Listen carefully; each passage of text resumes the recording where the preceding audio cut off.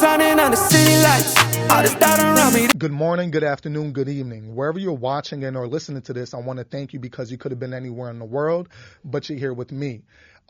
This is a place, once again, that no matter what type of content you're actually listening to or viewing, right, whether it's on, Spotify or YouTube, I want you to leave here dreaming fearlessly, number one. Number two, mastering your own reality. And number three, feeling powerful. So everything you watch on the James Terranova experience will be revolved around those three things.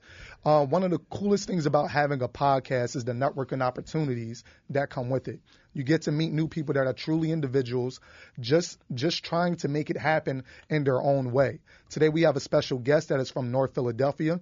I can tell you just by doing my own research on him that he will be doing amazing things in his life just by the energy he has, the hunger I can tell he has, also just the perspective he has on the environment around him, as well as himself, which is extremely hard to do.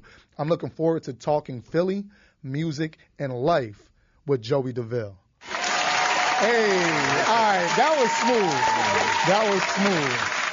smooth. All right, so now we can just rock, bro. I got a whole bunch of questions here, bro, notes and stuff like that, man. Let's get into it. I'm with whatever. So first and foremost, Joey, I really want to thank you for reaching out to me. Yeah, you man. feel me? Like, I know, and I don't know if you do that a lot, and if you do, that's the way you gotta go. That's the way to go about That's it. the way to, man. bro, put yourself in front of people. Yeah, man. And the one thing that stood out was your, I have it right here, in your most recent Just My Thoughts. So you posted that, I think the day that you DM'd me or the day after or something like that. And I watched that. I'm like, yo, I need to talk to this guy. You feel me? Like when you was talking about Meek Mill, we're going to definitely get into that. But what I want is a proper introduction. So I want you to tell us who you are.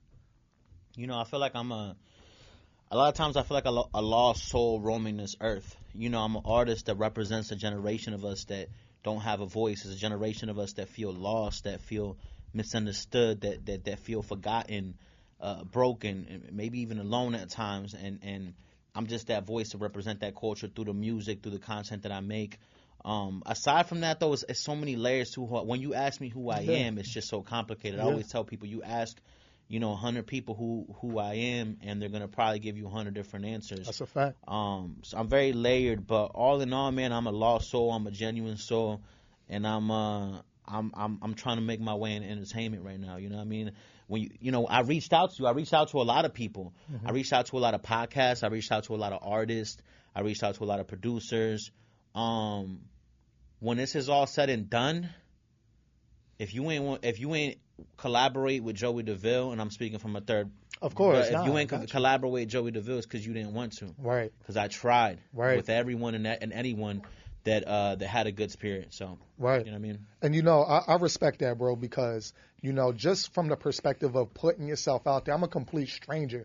I could have said fuck out of here. I could have said whatever. Which to you, you took your ego out of it, and that's another thing that I took mental note of. All right, my man really got no ego, and it really looked like he's like busting and moving out here, like really doing things. And by the way, even if you say fuck out of here, that's your prerogative. Like, who am I to feel entitled to come on anyone's platform? Yes. I'm supposed to get an interview with James? Yeah. For what? Yeah. You know what I mean? I don't know you from a can of paint, Facts. but at the end of the day, I'm going to do what nobody else is doing, which is I'm a loner. Yeah. Like, I'm certified loner. I talk about it every other song. I don't like to be around people. Yeah. On top of that, today's my birthday. Oh, happy birthday, my man. Real rap. I made it one more year above Earth. 28? 27. 27. Right, guy.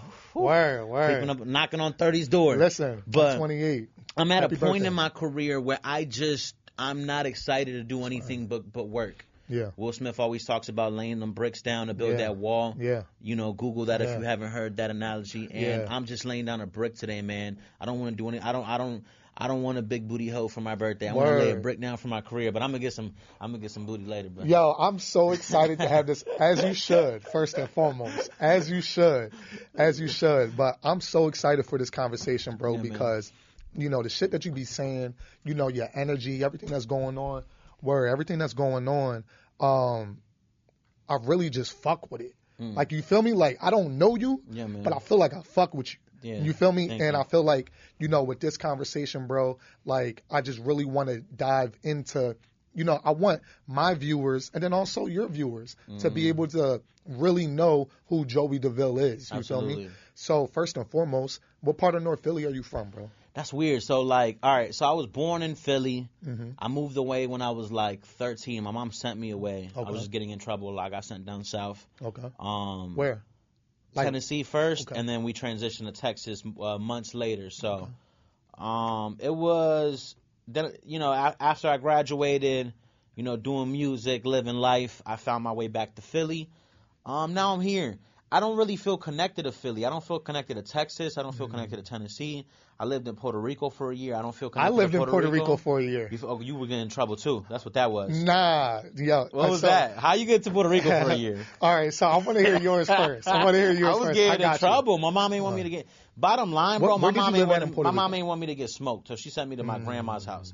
And my grandma kept me in church 3 times a week faithfully. Word. So my mom and my grandma did what they had to do to make sure I'm sitting on this platform today, Word. being who I am. But nah, man, like I've been so many places in the world. So technically, I was born in Philly. I live in Philly. I love Philly. Yeah. But I just don't feel connected. Like, you see my personality, you see Yeah. my content. It's nothing about that even smells like anything that's ever come from Philly. So, sometimes I feel like an alien, bro. You know what it is, though? And this is what I want to talk about. It's one of the major things I wanted to talk about. It does come from Philly. We're similar people.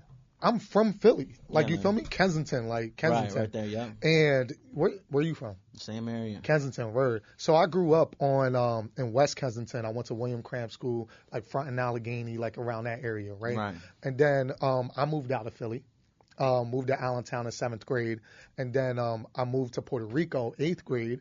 I was there for 9 months. Oh, you was definitely getting in trouble if you went in 8th grade. What? No, it was the most racism I've ever experienced in my life. Oh, in Puerto Rico? In Puerto Rico. Yeah, me too. Yeah. Bro, They call you gringo? Called me gringo. I got spit on, bro. My first day in school, bro. When I tell you I got into so many fights in Puerto Rico, bro. Yeah, man. Like, bro, that shit, it was, honestly, I was 12. I was 12, 13 when I lived in Puerto Rico. Last year was the first time that I went back to Puerto Rico. Interesting. And I'm 28. So it took 14 years for me to go back. And I could have went back at any point in time. Right. You feel me? And, Interesting. And it gave Was me it that. self-hate? Did you feel like a part of you hated Puerto Rico or Puerto Ricans? Nah, bro, I'm black, Puerto Rican, Right. and Irish. Right. You feel me? So, and I grew up around all parts of that. So, Yeah. my mom, she's from New York. She's Puerto Rican. My grandfather, straight from, like, they were born in Ponce and Carolina, Puerto Rico. Right. You feel me? So, I was always connected to it and all that. But when I went there to Puerto Rico, I was a nigga. Like, and there was no way around it. Right. You feel me? I was a monkey, a mono, all that shit. Wow. So it was that. It was like, damn, your I own can't people. even eat peanut butter and jelly. Yeah. Yo, like they had something called exceso, which was like it was like right before lunch. It was like a snack time in the morning between lunch, which Yeah. I don't understand why people needed that.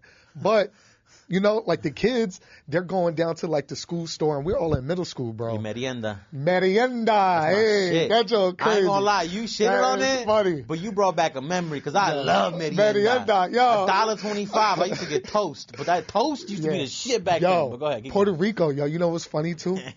The lunch, crazy. Mm-hmm. The breakfast, stupid. I'm talking about the lunch. You got the rice, the beans, the You better gandules, give them they the chicken. flowers. Nah, yo, listen, because I love my Puerto Rican side. School Like, you lunch in feel me? America Like, is bullshit. it is. You get the plastic pizza. Puerto Rico, you can ask for the pegao and shit. Like, yo, for real, bro. Scrape the bottom of the bowl. Yeah, I want the part that tastes like popcorn. You feel me? I want that part of the rice. That's hilarious. So like, and then in the morning time they had the avena, the oatmeal and all that. Like it was dope. Right. That part of it.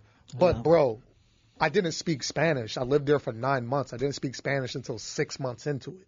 You feel me? So I was literally, like you said, a loner. Like I was literally by myself.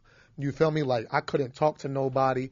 I was the monkey. You feel me? Like, and They do that to you. that was my experience. And it's not them. And let me be clear, right? I gotta be careful with my words. It's not them. Oh, Puerto Ricans will do that to you. What happens is when you're we all know how cruel children can be. When Exactly. when we were children and we'll tease each Exactly. other, and there was a certain environment, let's be clear, politically in Puerto Rico, there was political leaders getting smoked by, allegedly by the FBI, and there was so much happening with a movement of Puerto Rico trying to become independent from the U.S. and the U.S. saying, no, you're going to remain territory. There's a lot of politics happening around that time. I mean, you're around my age, so you got sent there around that time. I got sent there around that time. Word. Naturally, anything American was disgusting to at least the kids there, because they probably heard their parents talking about politics and fuck America and fuck the FBI and saying these type of things about us, causing them to hate us, not knowing that we are them and they are us. So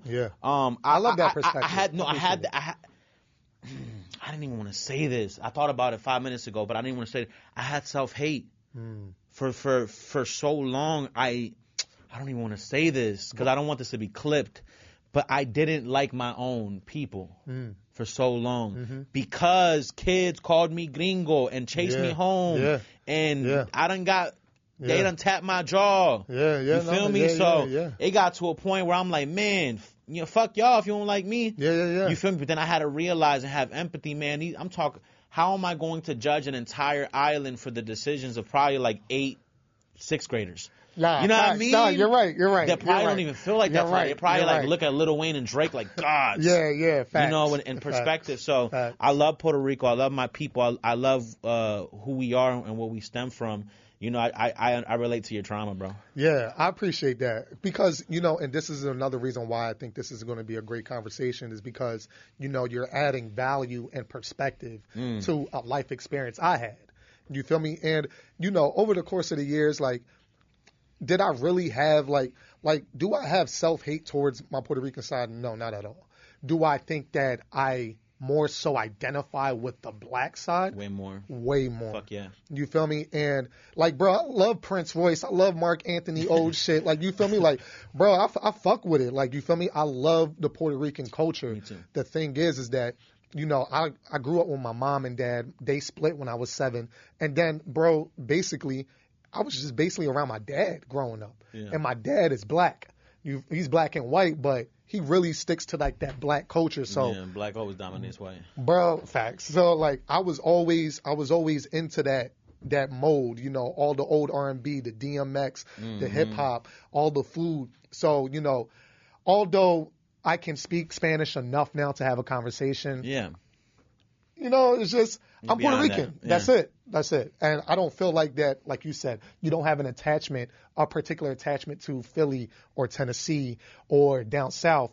I don't have a particular attachment to being black, being Irish, or being Puerto Rican. Right, you're just I am who I am. Mm-hmm. You feel me? I identify with African American more than all of them. Yeah. But there's no self-hate, at least not right now. Amen to that, man. My man, amen. I love that. Amen. So I guess to transition into it, because another thing I wanted to talk to you about was Philly. So what are your impressions of Philadelphia? You feel me? And the reason why I asked that is you talked about, I have it right here.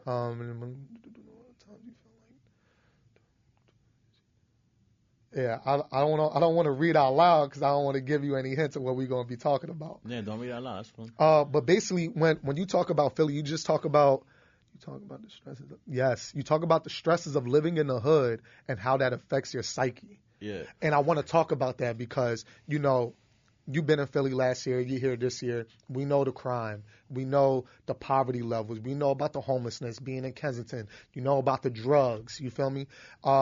And I want to talk about that because I feel like that it's so easy for people. And, bro, I got a lot of friends from New York. I got a lot of friends from Jersey. I got a lot of friends from all over the place. And when they hear Philly, they just think dirt.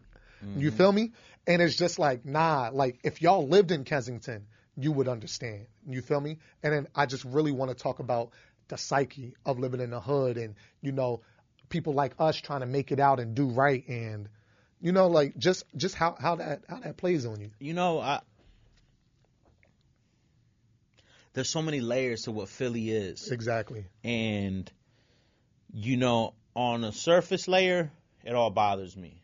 Mm-hmm. On a surface layer, I just want to run away and never come back. Mm-hmm. So many people from my neighborhood do. I feel like what bothers me the most, which is a blessing and a curse, honestly, is I had the blessing when I was 13 to get moved down south. My whole life changed. When you think about the Fresh Prince of Bel-Air, I am the Fresh Prince of Bel-Air, because when I got moved away and I ended up down south, the very first house that I came to had a front lawn, it had a basketball court, it had a backyard, and it had 2 stories and everyone had their own room. Word. Wasn't used to that in Philly. Right. In Philly, the houses are side by side by side by side. If your neighbor catches a fire, you have a few minutes to get out, because a few houses are going to burn before they, put it that fire. No one has a front lawn. No one has a backyard. Right. No, people don't have, people's kids are sleeping 5 to a bed. You feel me? This is what Philly's looking like. I work right now, my 9-to-5 job, because my music and my brand hasn't put me in a position to be financially free as of right now.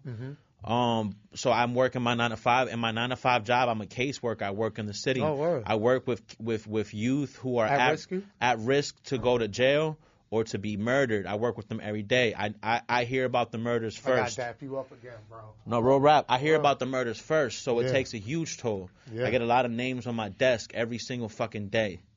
Weekends, Christmas. Yeah. I can't even fathom, how are you shooting on Christmas? Yeah. Go home. Facts. Fucking, it's Thanksgiving. Facts. Go home, my dog. Yeah. But it's every day. Yeah. We've in the last 2 years, Philadelphia has exceeded and broke its murder rate record. We are right behind Chicago in line for number 1 in the country. This is not a good feat. I don't like it. Right. It's not something to brag about. When I look around the city, man, I see talented singers, talented artists, painters, dancers, producers, engineers, podcasters. I see CEOs. I see brand and clothing owners. Shout out to Love Money. I see so many people in the city that have so much rich talent and wealth and knowledge placed in them, but because of the cards we were dealt, life is life. We weren't born in Beverly Hills. We were born in North fucking Philadelphia. Facts. We were born in West Side Chicago. We were born in Detroit. We were born in Compton, and we deal with what we deal with. It's systemic, and this is the last thing I say. What bothered me the most is when I moved to Texas and I saw that for the same price you can live in the projects in Philadelphia for. A lot of houses in Texas have a front lawn and a backyard and privacy for the same exact price in the burbs. I believe it. So it's all systemic. Yeah. I was able to tell bosses of mine, fuck you, I don't like this new rule, and go quit my job, and later that day have a new job that paid just as well to keep me in the suburbs. That's the type of opportunities the suburbs offer the people who live in the suburbs is opportunity. The ghetto has nothing for us. There's people walking around with socks and fruits and stolen game systems trying to make a way for themselves. Facts. And I'm really, first and foremost, I love how you articulated yourself in explaining that, right? Giving the viewers a full painting of what it's like and how that experience is. And in the beginning, when you said I am the Fresh Prince of Bel-Air, I feel the same way. You feel me? Bro, I went to I grew up in Philly until I was 12, 13. I was 12 turning 13, and I moved to Allentown, Pennsylvania. And, bro, my backyard had the woods. Yeah. It was a big backyard, and then it was connected to the woods. To land. I'm you can bro. go roam and have privacy and enjoy the stars. Bro, facts. And you don't got to worry about, the drugs, the, needles. Needles. Let's explain the needles. Explain the needles, because for anyone who doesn't live in a drug-infested neighborhood, what happens with the needles is this. There's needles thrown around on the floor at random places in the city. So what happens is the park becomes an unsafe place for you to send your kids to go play. The grocery store becomes an unsafe place to just walk. You can't just walk around the city in sandals and open-toed shoes. Facts. You got to be walking in sneakers, because you can step on a needle that might be infected with the HIV/AIDS virus from a fiend who was just using it and sharing it. This shit like this in the city really happening. Facts. So it's wild. It's a wild pandemic in our city with drugs and poverty. It's wild, man. I hope to be in a position to help make some kind of change. When I am in a position today, I'm making what change I can, but I want to make major change. I want to make real systemic change, real change in infrastructure in the city, education. I want to do that, but I'm also, you know, realistic, and I don't know what God has for my future. I don't know how smart I'll get in life, who I'll meet. But those are passions of mine. But I'm just an artist right now, so I'll see how far God will let me take this. So there's one thing I want to say. When you say I'm just an artist right now, that is so imperative. It's so imperative because you being just an artist, the way you're talking right now, the way you're able to communicate, your energy, all that shit permeates to the at-risk youth. You feel me? Like, they probably fuck with you heavy. Yeah, you feel me? Because, bro, I fuck with you heavy, and I've known you 20 minutes. Yeah, like, if I ever got your case on my desk, I did everything to keep you out of jail. Word. None of my cases ever went to jail. Word. That's fire. Ever. That's fire. So, like, another thing I wanted to talk about on that level was, you know, a lot of times, bro, if I would have never moved out of Philly from 12 to 17, like, bro, I don't know what I would have been. Probably would have still been a good kid, but I definitely would have gotten into some shit. Definitely, bro, because, bro, I was 10 years old. My big cousin was 13. We were still in cars. We were still in cars.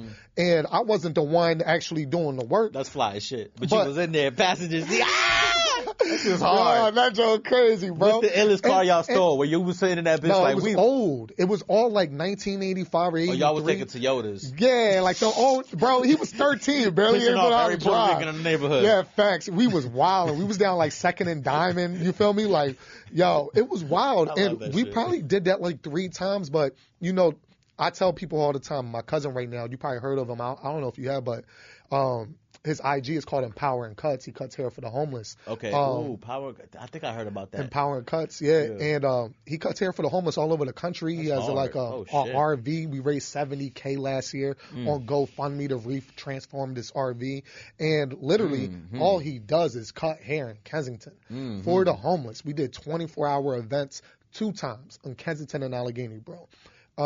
And I say this to say that he's 31, and the only difference between him and me is that I had a father.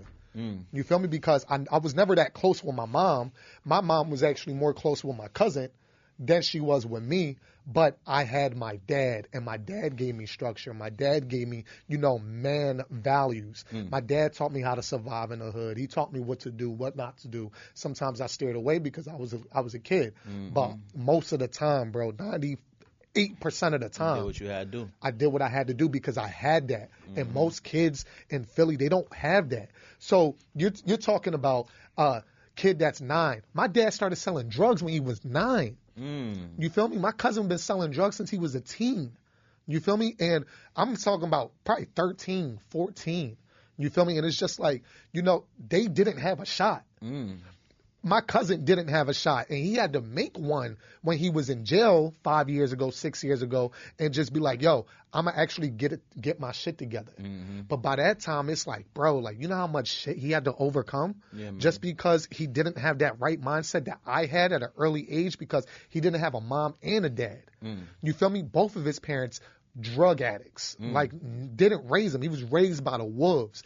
So if niggas is raised by the wolves, how can you expect, I just got the chills saying it, how can you expect them to live a quote-unquote godly life? How can you expect them to want to go apply for a 9-to-5? They got bodies on them. And these are good kids. And I say kids, these good are kids in fucked up circumstances. And fucked up circumstances that they never saw Allentown. They never saw Memphis. They never saw down south. They have no idea. Bro, growing up in Philly, bro, you could probably attest to this shit, bro. Being from Kensington, I went from Kensington to the Gallery. That's it. And back home. That's it. Never, bro. Which is a mall, by the way. Which is where we are right now. The mall. Right, in the mall, right? Literally where we're at. Yeah, where we're at, right? And it's just like, the mall, that's bro, all we have. Like, all we did was go from North Philly to Center City and back. And if you were from West Philly, all you did was go from your neighborhood in West Philly to Center City or probably 69th Street. Probably not even Center City, probably 69th Street, because everything you could find over there, you could find. So it's just like, bro, like, you don't understand what real life is. I didn't understand what real life was until I moved to Puerto Rico, until I moved to Allentown. And, you know, I just wanted to talk about that, and I'm glad that you was able to expound on your part, on your Yeah, that's interesting that we dealt with that. Yeah. Like similar ages, too. That's very I like the parallels the universe Facts. putting in front of us because this is important to talk about. And you know what it is, and this is me wrapping this segment up, this part of it up, and you know if you still want to talk, bro, Yeah, we good. We good. But like the last part I want to say about this one subject is just don't judge people, man. Like you feel me? Like don't judge people by what crimes they did unless it's some real vile shit. You feel me? Anything kid shit. Yeah, woman kid shit shit, is a little woman weird. shit, yeah. But I mean that's hood shit though. Right. Kid shit and woman shit, we ain't never like that in the Right, hood. facts. Everything else is kind of free game. And it is because you know what it is? It's not that killing is free game. It's that why don't you Surviving. reverse engineer and try to see what got them to that point? Because these kids are 15, 16. Bro, I've been mentally, like, and I said this on one of my previous episodes, that I've been trying to really wash myself of the dirt of growing up in Kensington and my family environment and all the mental stress and all that for 28 fucking years. Right. And I finally got to the point a couple months ago and I'm like, I'm good. Mm-hmm. Bro, it took 10 years of me personal developing and learning what life was and meeting different people and, you know, Jim Rohn, Tony Robbins, Will Smith. Damn. Like, bro, all these niggas. And it, you know, I had to create my own mentor, but my cousin didn't know that. Right. You know, my cousin didn't he didn't go to college where he found out about these things. That's where I found out about these things. I was 19 years old in college. Nice. So, you know, it's just kind of like. Yeah, man. People need, I feel like, you know, I needed that to be said because, you know, I could tell that you lived it. Yeah, man. And once again, just to bring it right back, there's people like us in Philly. So, you know, we are Philly, bro. Yeah, man. They just don't see us because we're lost. We're not elevated on the platform yet. We're lost. But you know, I got big hopes for Philly. I see Kevin Hart. I see Will Smith. I'm gonna be somewhere in that ilk. Kevin Hart, Will Smith, Eve, Bob Saget that just passed away. You feel me? Like, bro, Full House. Everybody loved Bob Saget. Like, I don't like his last name, but rest in peace, Bob. I love Bob. I fuck love. I hate his last. His last name makes me uncomfortable. Bob Saget. Saget? Yeah, it sounds weird. But I love Bob. Rest in peace. He's a legend and best show ever. You know what's One crazy? Of the best shows. I used to watch that joint on Nick at Night all the time. Yeah, Full House. All right, so transitioning. Nigga Bob. Yeah, one more time, rest in peace, Bob. And also everybody out there in Philly, if y'all watching this, you feel me? Like, I really want y'all to understand that you could really get yourself out of any hole that you're in. You feel me? Regardless of how bad it may be, we've all been in real bad situations, and I know everything not the same, but the feeling that we have when we're in these situations is the same. So you can always get yourself out of that once again. But I saw your what was it called? The just My Thoughts. You had my favorite album of all time in the background. Is that your, like, is that in here or is that your space? That's Rec Philly, That's bro. Rec Philly. Yeah, that's right. Across from my show, you'll be done. Word. I fuck with it. I was like, yo, that shit look hard. Get some content I know. Yeah, man. What's your favorite album of all time? Any genre. The Slim Shady LP. Ooh. But like, I got a lot of albums I like. Was on that? Nah, that was like. Let me check. That's Eminem's first official like My industry name album. Is what? Yeah, that album. That's funny. I like it. That album was like, you know, when I did my homework, a lot of the songs that he had on that album, he had before he met Dre. Mm-hmm. I think they just re-recorded and remastered them, maybe changed the beat, maybe, you know, just elevated the quality. So you did your research on the history of the album. I'm a real stan. The Marshall Mathers LPs, that's what you're talking about? No, the Slim Shady LP. Oh, although the Marshall Mathers LP is one of my favorites as well. So let's not. I'm a real stan. I really like Eminem. I fuck with it. Eminem influenced a lot of what I do. 50 Cent, that whole camp. Bro, I'm gonna tell you like this. Yeah, man. When I was watching your music videos and I was listening to you talk, I'm like, I get Eminem from your rapping. Like, I'm not trying to be Eminem. You know what happened to me? Because one thing I don't like. My name is on there. I don't mind. Yeah, that's my shit. Right. I don't. At this point, I don't even shy away from it. I'm not trying to shy away from it. But what I do want to explain something that's very imperative. Word. I'm not trying to be Eminem. When you see and hear that bleed through, like, it's a little weird. But our lives are so parallel. That's what made me a stan. When I was 7 years old, I went into a movie theater and saw 8 Mile, and I knew what I wanted to do with my life. That's fire. The scary thing was I lived in a trailer park home too. My mom was dealing with substance abuse with pills too. I also loved hip hop music too. I felt Eminem like B Rabbit really, because that movie is really not even like truly like completely about his life. It's just it's a storyline, right? Yeah. But I felt B Rabbit because I was going through shit like that. Word. So naturally, when I gravitated during the music, it's certain shit he would say that would give me goosebumps because I didn't know other people were going through that. I was hiding certain traumas because I thought I was the only person. Once I realized the strength in putting out your trauma, I knew where I would win. I fuck with it. So that's why you hear that Eminem bleed through. It's not that I sound like him. There's not too many people telling traumatic stories while being lyrical, and just being super authentic. There's not too many people doing those three things. So, shout out Joyner, shout out Kendrick, shout out Cole, shout out M, and shout out me. So shout out you, my guy. So like when I was watching your music videos and I'm listening to your music, I'm like, yo, I get real heavy Joyner, real heavy Eminem, and there ain't nothing wrong with that, bro, because you really spitting. I think there's a song I put down. I think it was one of your recent joints too. All right, actually, I'm gonna just tell you right now because I want to hear about where were you when you made that song. Yeah, I don't ever shy away from the comparisons because I'm only being compared to greats anyway. When you hear the people compare me to, and you know what it is, bro? It's just the fact that that's what you were influenced by. You feel me? Man. And there ain't nothing wrong with that. I'm not mad at it, bro. I'm not sure if it was no love. I think it was make you proud. I really fuck with make you proud. Yeah. You feel me? I fuck with that. So like, yeah, can you actually talk about that? And then I'm gonna put the link. I'm gonna put all your links. Yeah, man. In the description and the YouTube, and then I'm gonna have it like on the video. You already know the usual, John. But I really want you to talk about where were you when you made Make You Proud, because I really fuck with that, John. Well, shout out Make You Proud, available on all platforms right now. Yes, sir. Make You Proud, produced by Camino Music. You actually just met him before we started the podcast. That was it. All right. Smooth. Super crispy beat. Yeah. You know, it was, me, around that time in my life, I was just going through real shit, realizing, like, I finally got in the music industry, meaning, like, my whole life, I just wanted to sit at the lunch table. Mm-hmm. I just wanted to be at the party with the celebrities. Mm-hmm. I didn't know why. Mm-hmm. Maybe I'm insecure. Maybe it's something different. I don't know why. But that's what I really wanted. And I got it a summer or two ago. I was like, oh, shit, I'm in the room.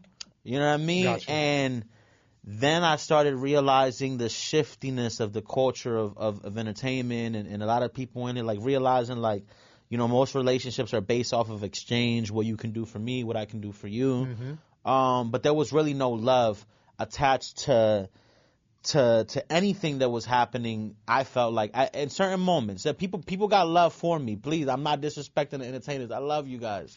People got love for me, but y'all know what I mean, man. Yeah. People got love for us, but at a transactional who's gonna ride or die for you? Right. And I wasn't feeling that. So when I was in the studio with my guy Camino Music, we was just cooking up some beats, and I was just telling him what I was hearing in my head, and he was playing them, and it was like we were going through some samples. We found some shit that was like really Drake-ish, and I was like, yeah, this the one.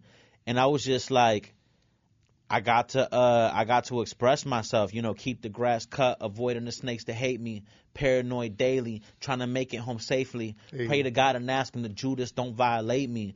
These are things that I'm going through. Yeah. When I tell you this bar that I just spit, I'm walking home from work because I don't have a car. Yeah. And I'm hoping on the way home in this 20-block radius that I'm walking, I don't become another one of the 600 that was just in a murder rate. Right. Because I'm wearing some Nikes on my shit. Right.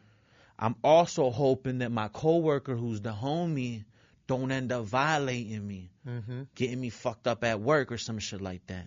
Homie around the way, who's supposed to be my brother, don't end up violating me the way Judas violated Jesus and got him killed. These are really things I'm going through. Keeping the grass cut, avoiding the snakes that hate me. It's me being a loner. I'd rather not have 20 people around me if I have to stare at all 20 of them. That's too much work. Facts. I'll be dolo. Facts. I'm cool like that. You feel me? Facts. So it's all of that. Like, that song came from a real place. It's weird that good music comes from trauma, because I'm going through a lot right now. I don't feel honestly very happy right now for a lot of reasons. But I'm sorry to hear that, for real. it's cool because I go through happy moments. It's weird. I woke up super grateful this morning. I'm like, thank you, God. I made it to 27. Appreciate you. Word. I don't know if today's the day or if this year's the year. You know what I mean? That I check. But thank you for right now. But I feel sad sometimes, man. Because it's hard. Because it's hard. Life is hard, man. And So you know what it gotta is? be easy. Shout out 50. Hey, right? Hey, yo, that's my shit. That whole album, my shit. Yeah. And you know what? I want to talk about that because I put notes down on that too when I was watching your content. But yeah, actually, yeah, because I was about to just say my favorite album that was in the background was Late Registration by Kanye West. Oh, I love Kanye. My man. I'm very inspired by him. Yeah. So like, I feel like a young Kanye. I fuck with it. The more I get to know you, the more because I mean, hopefully this ain't the last time. Yeah, man, it's love. The more I get to know you, the more I'll be able to see that. So y'all bury me as love, man. Hey, but I really want to talk about that part too. Like, you said that you went to Miami, a couple months ago, and you was trying to really cleanse yourself. Mm-hmm. And I think that right now that was a great segue to lead into that, because I'm not trying to be your therapist or your shrink or anything like that, but I just think that conversations like this would be helpful for anybody. You, me, you feel me? Because we all going through our own shit. You feel me? And I feel like that sometimes we just need something to talk about or something to figure out. You feel me? So, what made you want to go to Miami? Because I don't think you really touched on it in depth in the video that I watched. It just my thoughts. Yeah, I felt like I was getting to a point where I was self-destructing. I would like to believe I'm a strategic individual. Mm-hmm. Most of my moves have a lot of thought into them. Everything is in correlation with everything else. So it was starting to become really emotional for me. I was starting to get very angry, very depressed. And that was leading to me having clouded thoughts. The strategy wasn't there no more. I was starting to make emotional choices. It was also getting to a point where I was almost inviting some kind of situation. I was like, man, you know what? I need something to happen. It was that type of, and I'm not that guy. I don't even move like that. I feel you. But I wanted something to happen because I just needed to get that off. And I recognized at some point, man, you're going to destroy your life. What takes 20 years to work for, you can destroy in one choice. What takes 20 years to work for, you can destroy in one decision.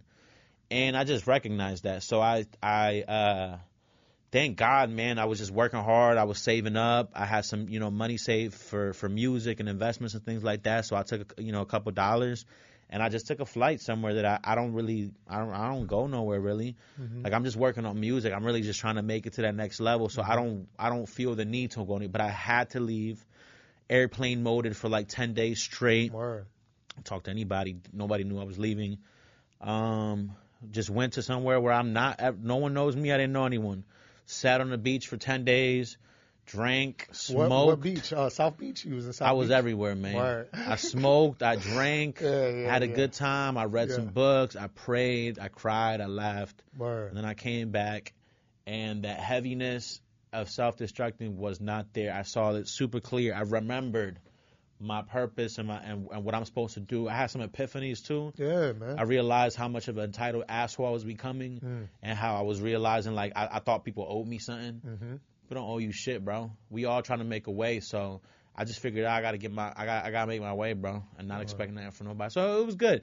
Miami was good. Miami is always fun. I want to go back. I want a house over there. I don't know if that was an emotional choice, but I want a house over there, man. Fuck that. Yo, so one thing about me in Miami, first off, I've been to Florida 6-7 times in the last year. Yeah, man. You feel me? And I think one of the places that I would move, because I'm definitely moving out of Philly next year. Yeah, man. One of the places that I'm interested in moving is Fort Lauderdale, because it's 30 minutes away from Miami. at a fraction of the cost, right? Miami is like fucking LA prices. I think actually a couple months ago just overcame LA as the most expensive place to live at. But nonetheless, so much fun. The last time I went to Miami was in May. Well, actually, I was in Fort Lauderdale, but I went to Miami a lot. The most fun I ever had in my life. By far. Yeah, man. Yo, bro, when I tell you, bro, the amount of fun that I had, I can't even say on air. Like, you feel me? Like, bro, yo, no cap, bro. No cap, bro. That shit was stupid. I was super subtle, right? Read a few books, sat on the beach. Right. Nah. Miami is the shit. Miami fire. I definitely understand. Right. I definitely understand. Yeah, man. I definitely understand. That shit was fire. But yeah, it was like 5 days of straight partying, drinking, one meal a day. Yeah, man. Like, you feel me? Like, it was wild. And Miami's interesting. I like it. Yeah, I really like it. It's a different world. Yeah, it is. Yeah, and I can understand why it's expensive, man. It's an experience. It is. It is. Man. And I was on South Beach, and bro, being from Philly, you go to Atlantic City, the water black. It's not even brown. I mean, it's not even blue. It's black. You talking about here in the city, right? In Atlantic City, yeah. Yeah, Atlantic I'm not going City, in that the water. water black. I went to Miami. I'm like, bro, the water like greenish. Beautiful. Like, it's like a tint of green, but it's see-through. Yeah, it's man. beautiful. You gotta go. It's Have like, you been to Clearwater, Florida? Take a drive. That's up right there. outside of Tampa? Right, yeah, right. One of the Yeah, beaches up so there. I've been to Tampa many times. I haven't been to Clearwater yet. Yeah. Man, so it's fire. called Clearwater for that reason. Yeah. But yeah, if you end up in Fort Lauderdale, we're gonna definitely see each other. I got Facts. folk up there. Facts. That's and I'm fire, planning. yeah. But Yeah. I'll see you soon. Right, and I got family that live out there too, so it's definitely all love. That's good, man. So but to really like touch on just my thoughts, let me see. So yeah, you got the dark cloud out of you, from over you. I definitely understand that. So Yeah, like, how do you deal with stress now? Well, now, yeah, it's weird. I don't know. I ain't gonna lie to y'all, man. Honestly, and I'm making a documentary to get more into this. Mm-hmm. But honestly, I deal with alcohol issues. I deal with drug issues. I like to smoke a lot of weed. I like to drink a lot of liquor. I like pussy. Mm-hmm. I like YouTube, power.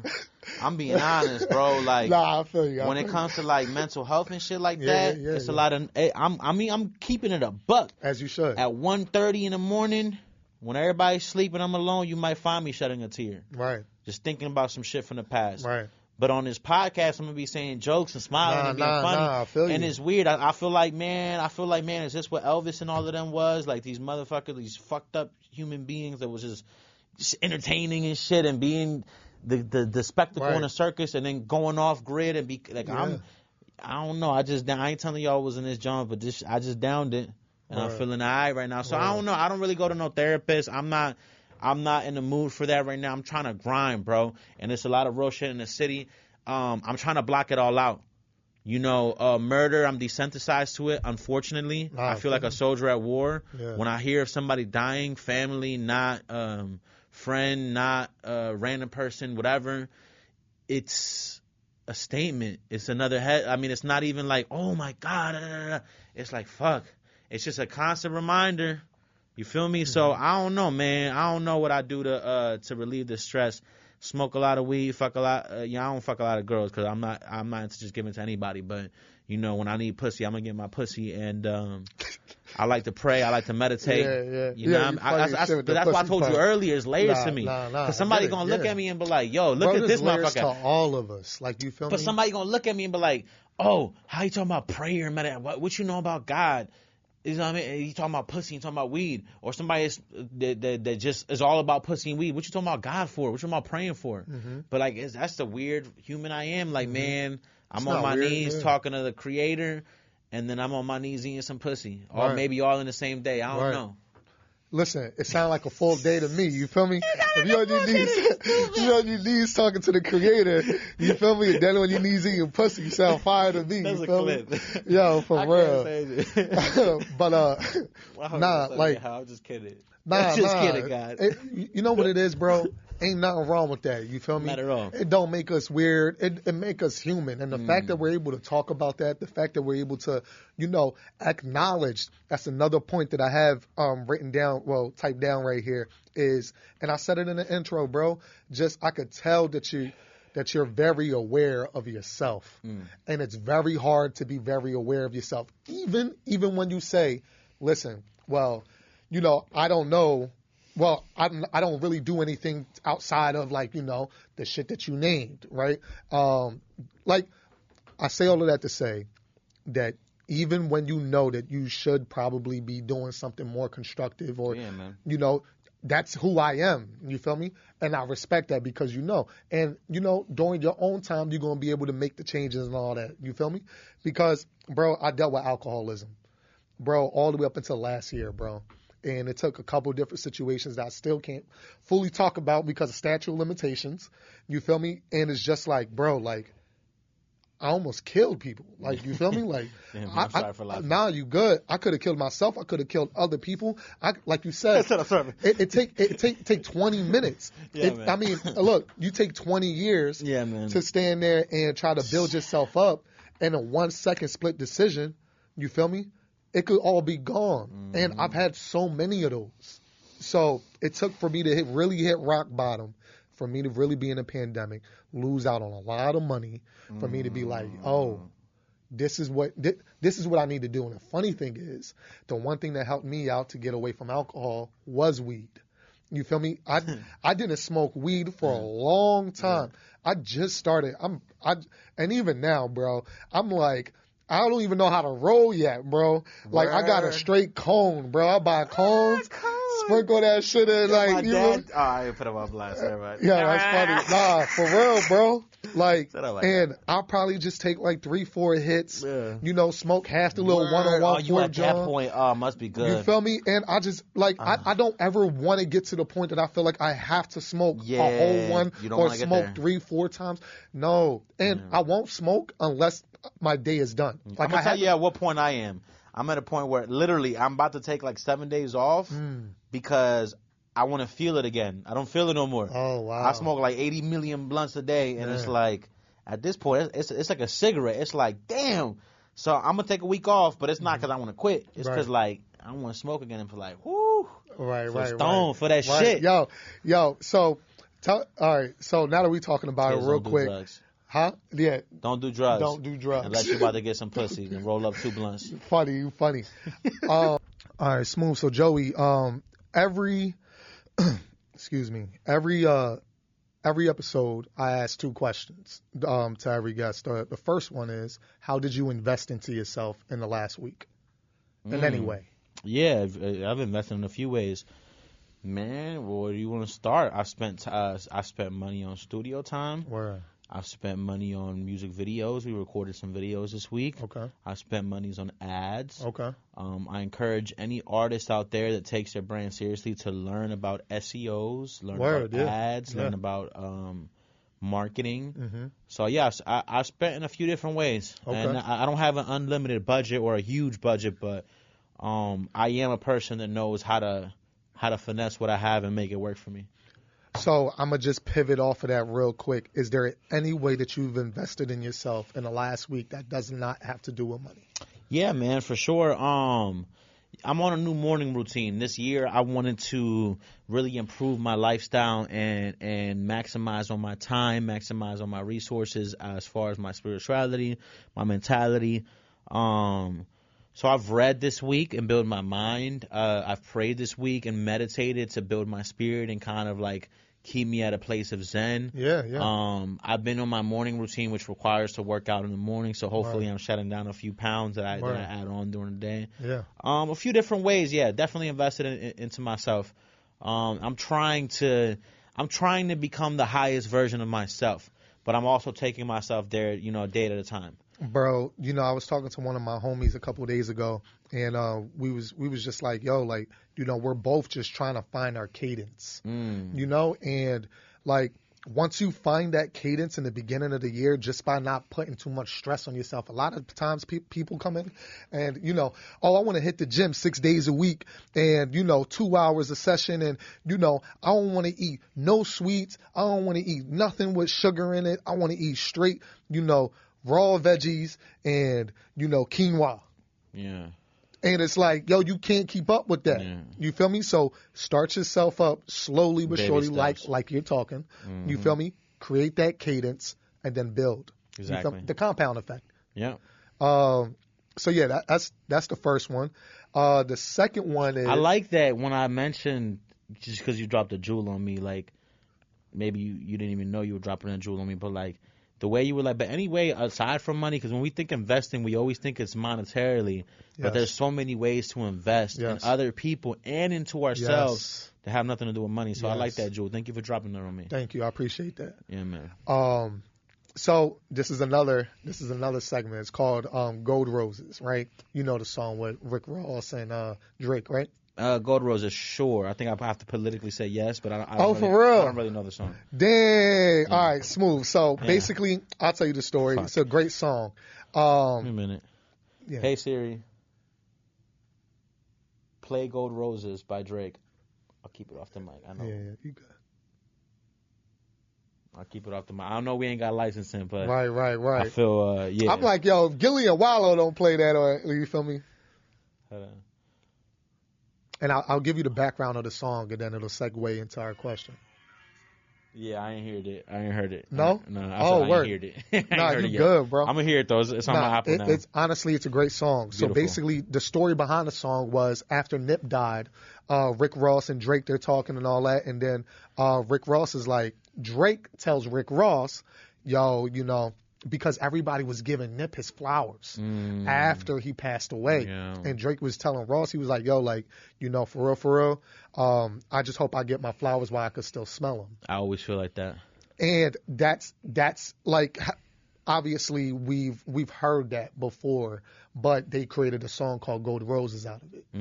So That's deep. I fuck with Drake and Rose. facts. Rick Ross in my top 5. You Really? feel me? I love Rick Ross Hard. like that. Such a boss. Yeah, yo, actually, all right, it's cool. So for this, my question to you is, who is somebody in your life, anybody, that you want to give your flowers, you want to give them their flowers because they impacted you?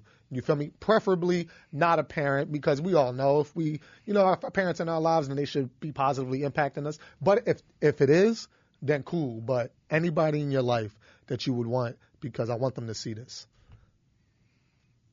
Anybody I'd like to give my flowers to. Yeah, anybody that has impacted you and, you know, basically like helped you out in a way that you like, yo, I'm really grateful for this person.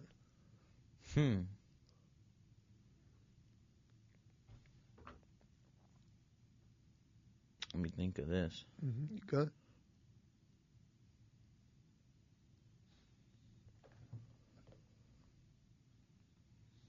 Damn. I'm asking. I'm going through mad, like just scenes in my head in the past. There's so many people who've poured into my life and invested into me as a human.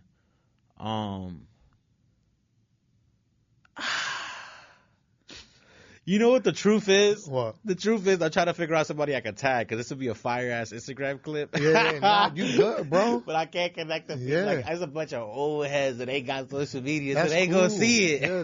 They ain't gonna But see you it. know what? You could take your phone or Yeah, take man. whatever. Watch that. You feel me? Like Yeah, it's man. perfectly fine. Man, listen.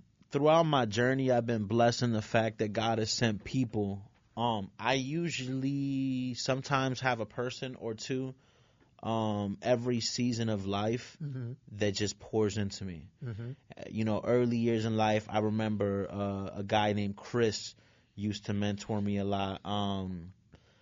You know, man, it seems a little pedophile-ish now that I think about it, but we used to meet up on Saturdays he was a grown man, I was a kid, but we used to meet up on Saturdays and go have drinks or like Starbucks or like go eat food, and he would like pour into me like, how old are you? Christian shit. Like I was like 15 or 16. Okay. And he used to like really like pour into me like as far as the word of God, things like that. Okay. I had Mamita, a great grandma of mine, she passed away years ago, who was pouring into me incredibly. I have my father. I know we're not supposed to mention parents. Nah, but my you father good. has been pouring into me to this day I love it. immensely. I mean, it's incredible.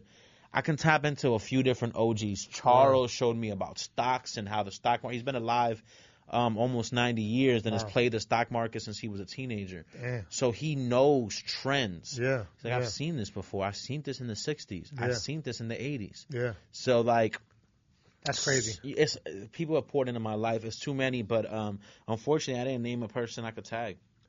But you're fine. Your Mita, your dad, and Charles. Yeah. Right? And I appreciate that. So, once again, I really want to thank his Mita. God bless her.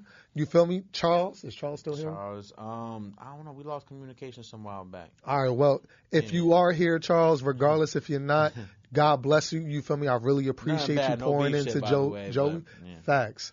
And Joey, is it Mr. Joey? Yeah, Mr. Joey. Yeah, I guess. Yeah, Joey. Joey Deville. Shout out to him. He's blowing up in media in Florida. When you get over there, you got to link with him. Your dad? Well, he's La Mega and the fucking iHeart Spanish. Man, this nigga. Yeah, he caught a break. He caught his break in life. He's 50. Congratulations. Congratulations. Shout out to Joey. Shout Joey out. Deville. Shout out to Joey Sr. Yeah, man. Oh, so that's how you say your last name. Why you didn't tell me? Well, nah, my last name all right. My government name is Joletson del Valle. Okay. Joletson del Valle. Okay. If you're Spanish, right? Okay. Joey Deville is almost like a twist. It's an alter ego. Okay, word. Yeah. Joletson is the nerdy kid who really likes to just be on his own and research shit like do extraterrestrials exist? Shit like that. That's Joletson. That's who I am. Fine. Yeah. Joey Deville is a cool guy that's able to come on the podcast and articulate everything and stand on a stage and entertain 1,000 people and make somebody laugh at a dinner party with jokes. That's Word. Joey Deville. Word. I fuck with it. Yeah. I fuck with it and I respect it. There was one more question that I had for you. Give me your top 5 rappers. You got to search it? I have it on my notes because I've always wanted to get asked this question. Nobody's ever asked me this question. How you been on podcasts? You a rapper, and that's crazy. All right, cool. Let's do it. We here. Top 5 rappers. Here we go. In order, by the way. Yeah. I don't give a fuck what y'all feel like. This is my truth, and I'm gonna live it. Top 5 rappers of all time. Number 1, Eminem. Word. Undoubtedly. Okay. Number 2, Drake. Eat that. Number 3, Lil Wayne. Okay. And you know this, that. man. I respect that. I respect the Wayne. Number 4, rest in peace, the GOAT, Big Pun. Oh, wow. And number 5 has shifted a lot. But as I sat with number 5, I realized J. Cole has to hold that spot. Wow. And y'all have to hold that list. So you said Eminem. Eminem. And then you said Drake. Wayne. Pun, and J. Cole. And Cole. It's a very different list. It's a fucked up list. But it's a real list. And it's when your you list. take out the politics. Right. Because the politics says Biggie and Pac always got to be on there. So really, niggas is asking you for your top 3. Yeah. At that point. I feel you. You feel me? And then now it's like Jay-Z has gotten to a point where it's blasphemy. Even this sentence that I'm saying right now, I got a salsa around it because I can get blackballed with Jay-Z. I love Hov. I got his lyrics tatted on me. Hov taught me everything I know about business. So I got to big him up just to say he's not in my top 5. So that's what hip-hop has turned into, though, is what I'm saying. Like, it's hard to, give a top 5 and not mention Pac, Biggie, and Jay, and Nas. Let's take some 4. Right. I got to just name my favorite rapper? Right. Man, my real top 5 is what I said, bro. Right. I like them, and I like everybody else that I just said, too. It's just hip-hop has become so political. Right. Oh, man, you know what I mean? So I feel like, as of late, it's becoming a lot less political because the older generation is becoming really old. And the younger generation is becoming kind of old. I'm going to give you a jewel, bro. Go ahead. The politics just transferred. So I'm going to give you a real jewel because I fuck with you. I could just sit back and be like, all right, go ahead, think what you want to think. But the real situation is this. In the 90s, you got blackballed in one way. Now in the 2020s, you're getting blackballed in a different way. Okay. We can expound off that off camera. All right, smooth. I'll give you the game off camera, but Smooth. they still blackballing. The young niggas is doing it too. Smooth. You know, it's just a different way to do it. You feel me? I do. I want to see if there's anything else that I feel like we have to touch on. All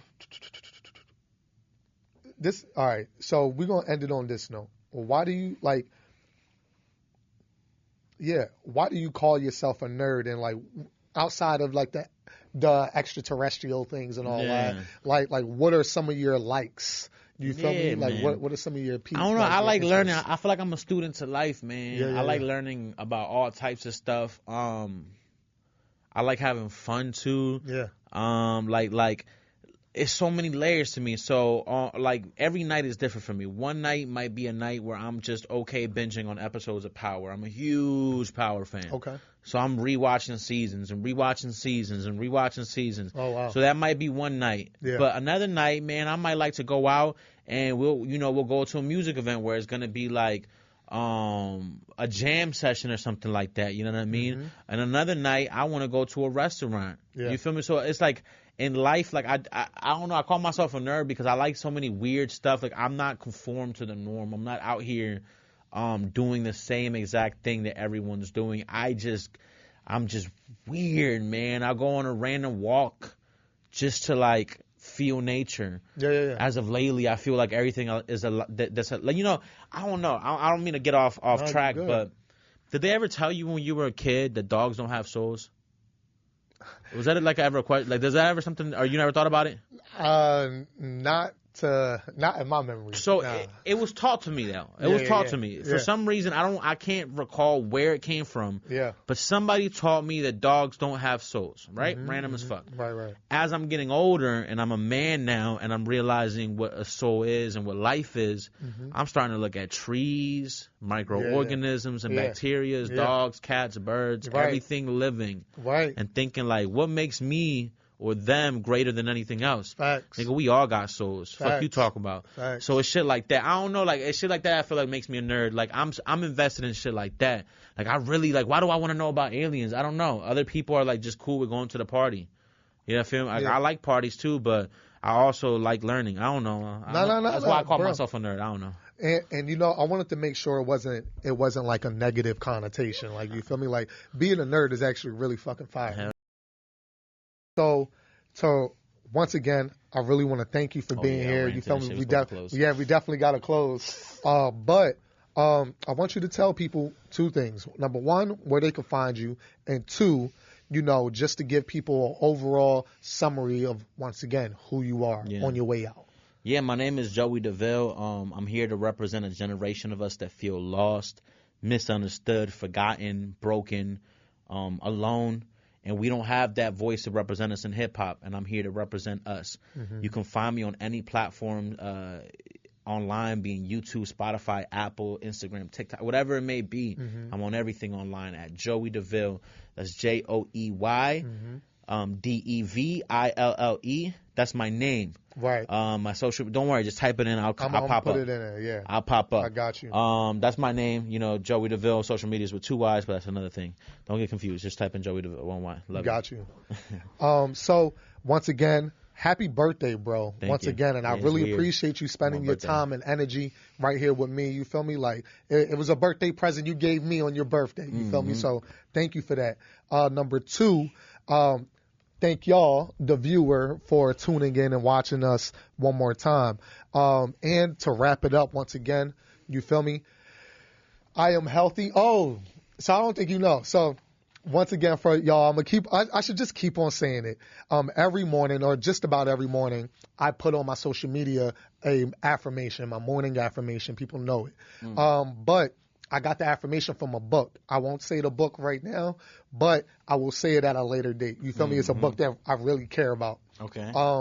But the affirmation, I always end the episode with the affirmation. Because once again, everything that they will be watching, and you know, whenever you do, you feel me, consume the channel, is everything is going to revolve around dreaming fearlessly, mastering your reality, and feeling powerful. So the affirmation, and y'all should know this: I am healthy, wealthy, harmonious, and happy. I am loving, loved, powerful, and whole. I am that which I call God. You feel me? And I'm going to say it one more time. You feel me? I'm going to say it one more time for the people in the back. I am healthy, wealthy, harmonious, and happy. I am loving, loved, powerful, and whole. I am that which I call God. And it's not no sacrilegious anything. Right. It's like, you know, if you were made in the eyes of God, then all of us are gods and goddesses in our own right. Or we're trying to become gods and goddesses we're in our right. relatives of a God. Exactly. So what does that make us? Exactly. You feel me? Just off the blood alone. So, you know, once again, thank you for tuning in to another episode of the James Terranova Experience. My man, Joey Deville, thank you once again and happy birthday. And I'll see y'all next week. Appreciate y'all. Me, damn it, look, I got it right. Don't you try to hit me, now you live a petty life. All those nights I laid awake, I pray for better.